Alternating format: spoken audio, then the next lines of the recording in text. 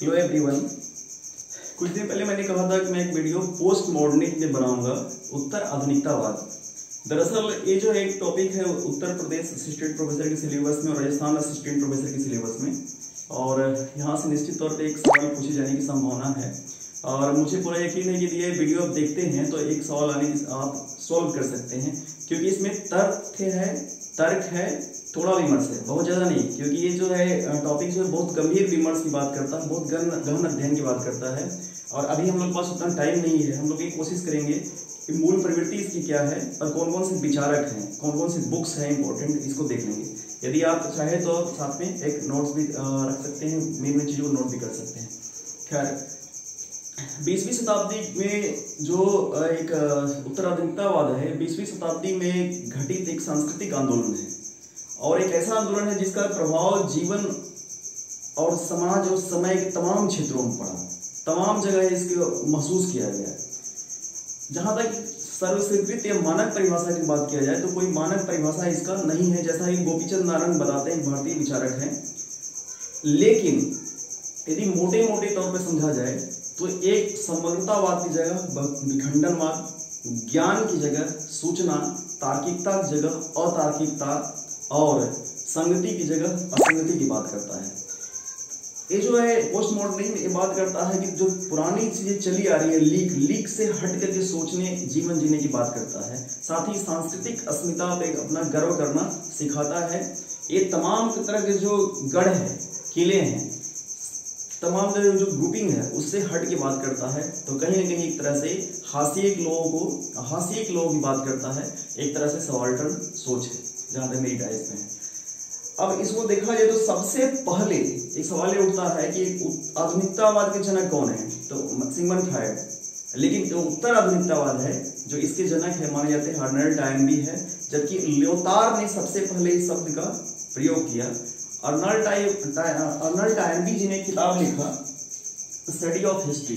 उन्होंने कहा कि 1875 में ही आधुनिकतावाद का अंत हो गया था, और उन्होंने कहा कि जो 1918 से 1939 में काल है, ये पोस्ट मॉडर्निज्म का काल है। वो बताते हैं कि जो एक दौर है इसमें, और ये उत्तर आधुनिक मूल्यों का दौर है, और इसका जो मसीहा मानते हैं, नीत्शे को मानते हैं। नीत्शे वही विचारक जिन्होंने कहा था कि ईश्वर मर चुके हैं। एक विचारक थे, सुपरमैन की थ्योरी इनकी थी। उन्होंने कहा था कि ईश्वर मर चुके हैं, और बहुत सारे लोगों ने मान भी लिया। ये जो साम्यवादी वामपंथी देश थे उन्होंने मान भी लिया। खैर, अब जो हम देखते हैं कि एक क्या है, एकदम संक्षेप में इसको समझते हैं। जेम्स फ्रेडरिक कहते हैं कि परवर्ती पूंजीवाद है, यानी पोस्ट कैपिटलिज्म। इसको भारत में एक विचारक आलोचक है जगदीश्वर चतुर्वेदी जी, वो बोलते हैं कि ये वृद्ध पूंजीवाद है। लेकिन एक सही वर्ड इसके लिए चुना जाए तो ये उपभोक्ता पूंजीवाद है। जेम्स फ्रेडरिक इस प्रकार इसका वर्णन करते हैं।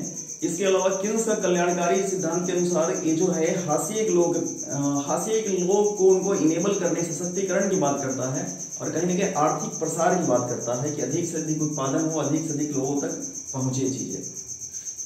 फिर तीसरा जो एक विचारक है मिशेल फूको बताते हैं कि ज्ञान और सत्ता में अनुनाशय संबंध होता है, और जो भी जिस सत्ता के पास ज्यादा ज्ञान होता है, जिस ज्ञान के साधनों पर जिसका नियंत्रण होता है, वो सत्ता अधिक पावरफुल होती है। लेकिन अब जो दौर चला रहा है वो ज्ञान की जगह सूचना का दौर है। तो वो बताते हैं, मिशेल फूको ने लिखा है, किताब उनकी है मैडनेस इन सिविलाइजेशन। वो बोलते हैं कि जो वर्तमान का समय है, जो वर्तमान का दौर है, संत्रासकारी है, ये दमनकारी है, ये विघटनकारी है। और इसमें जो वास्तविक जो हाशिए के लोग हैं, पीड़ित लोग हैं, उनकी बात को, उनके जो स्वर है, उनके पीड़ा को अभिव्यक्ति नहीं मिल पाता।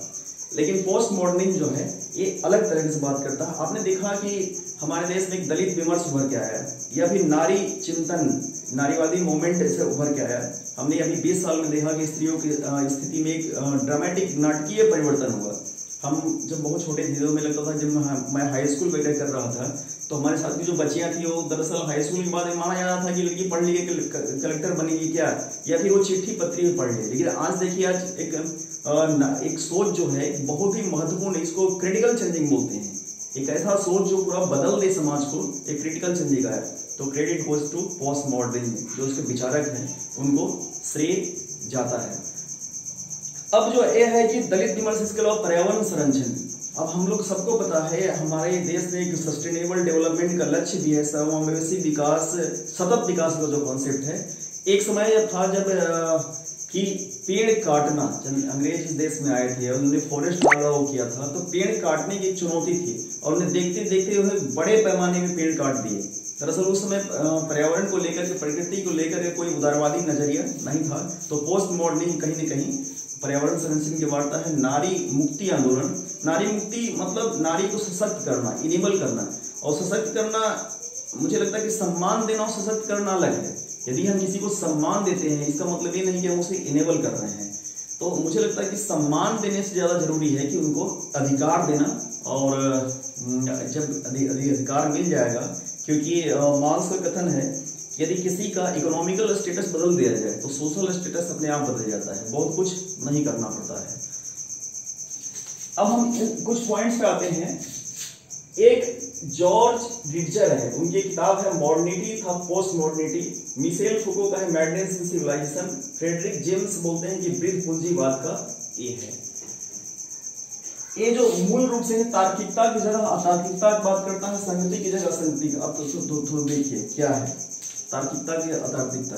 ये जो पुराने चले आ रहे हैं, जो समाज के या विचारधारा के सर्वस्वीकृत मानक है, ये इससे हट के बात करता है। एक उदाहरण देखते हैं कि हमारे यहाँ विवाह परंपरा को माना जाता है कि ये 7 जन्मों का बंधन है और बहुत ही पवित्रता, बहुत ही डेडिकेशन की बात की गई है। लेकिन अब हम देखते हैं कि नए दौर में लिविंग कल्चर है या फिर इस प्रकार से संबंध जो डेवलप हो रहे हैं, तो कहीं न कहीं हम लोग मानते हैं कि कहीं न कहीं ये विकृत कर रहा है। लेकिन उत्तर आधुनिक विचारक मानता है कि इससे जो है सोचने के, समझने के एक नया आयाम डेवलप हो रहा है, एक समानांतर जीवन शैली डेवलप हो रही है, जो कहीं न कहीं कोई पीड़ित नहीं है, कोई भी व्यक्ति उसमें पीड़ित नहीं है। पीड़ित जहां भी है, यानी पीड़ितों को मजबूत करना एक पोस्ट मॉडर्निज्म का लक्ष्य रहा। तो पहले जैसे कि मैंने कहा कि बहुत ही छोटा है डिस्कशन इस पे होगा पोस्ट मॉडर्निज्म पे, लेकिन ये है कि एक आधुनिक समय में एक महत्वपूर्ण सोच है कि हम लोग अलग हट के चले, स्वतंत्र सोच की बात करता है। एक स्वतंत्र रूप से यदि हम सोचते हैं तब चीजें दिखती हैं, समझ में आती हैं। कहीं न कहीं विश्वास को खंडित करता है, जो पुराने विश्वास जो चले आ रहे हैं उनको खंडित करता है और नए विश्वास की बात करता है। अगला जो मेरा टॉपिक होगा ये होगा आपका शीत युद्ध पे, क्योंकि शीत युद्ध भी बड़ा इंपॉर्टेंट टॉपिक है और वो भी बहुत छोटा ही होगा, उसमें भी बहुत छोटे छोटे टॉपिक पे बात होगी। तो थैंक्स टू ऑल।